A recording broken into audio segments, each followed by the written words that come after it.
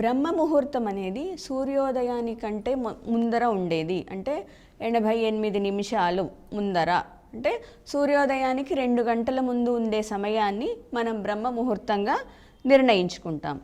ఈ బ్రహ్మ ముహూర్తంలో ఎలాంటి పనులు చేయాలి, ఎలాంటి పనులు చేయకూడదు, అది చాలా ఉత్తమమైన సమయం. అంటే మంచి పనులు చేయడానికి చాలా ఉత్తమమైన సమయం. మనం పూర్వంలో మన ఋషులు మునులు అందరూ సంగీతం లేదా సంగీతము, నాట్యము, కళలపైన ఆసక్తి ఉన్నవారందరూ కూడా ఆ సమయంలో విద్యని ఎక్కువగా ప్రాక్టీస్ చేసేవారు.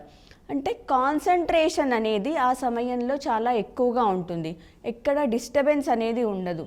మనం ఏ పనైనా చేయాలి అంటే ఏకాగ్రత అనేది ముఖ్యం. అంటే ఒకసారి ఇలా చూడగానే ఆ విషయం మనకి అర్థం అవ్వాలి అంటే కాన్సంట్రేషన్ ఉన్నప్పుడు మాత్రమే అర్థమవుతుంది.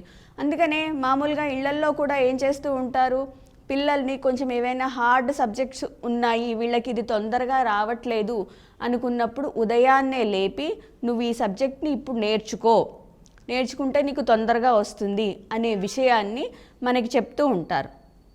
ముఖ్యంగా మనం ఇక్కడ ఏం చేయాలి అంటే అందరికీ అన్ని సబ్జెక్టులు వచ్చేస్తున్నాయి, మాకు ఎక్కడ ఏ రకమైన ఇబ్బంది లేదు అనుకునే వారు ఏం చేయాలి అంటే ఆ సమయంలో తమ ఏకాగ్రతని పెంచుకోవడానికి లేదా తమ జ్ఞానాన్ని పెంచుకోవడానికి ఆ సమయంలో జపాన్ని, ధ్యానాన్ని చేస్తూ ఉండాలి.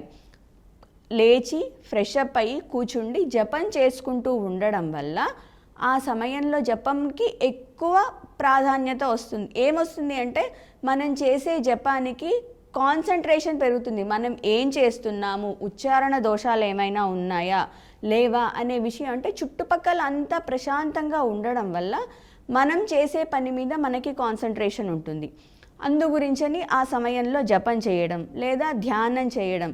ధ్యానం అనేది చాలా ముఖ్యమైన పని. మనం చేసే అన్ని పనుల్లో కూడా ధ్యానం చాలా ముఖ్యమైనది. ఉదయం లేవగానే మనము జపము, ధ్యానంతో మనం చేసే పనులు మొదలు పెడితే ఆ రోజంతా సాఫీగా సాగుతుంది. పనులలో ఒక ప్లానింగ్ ఏర్పడుతుంది. ప్రణాళిక నిర్ణయించుకోవడానికి కూడా ఈ ఉదయం బ్రహ్మ ముహూర్తం అనేది మనకి అనుకూలమైన సమయం. కనుక ఆ సమయంలో మనం ముందుగా జపం కానీ ధ్యానం కానీ చేస్తూ ఉండాలి. ఎవరికైనా హార్డ్ సబ్జెక్ట్స్ ఉన్నాయి అనుకుంటే ఆ సమయంలో వాటిని చదువుకుంటూ ఉండడం మంచిది.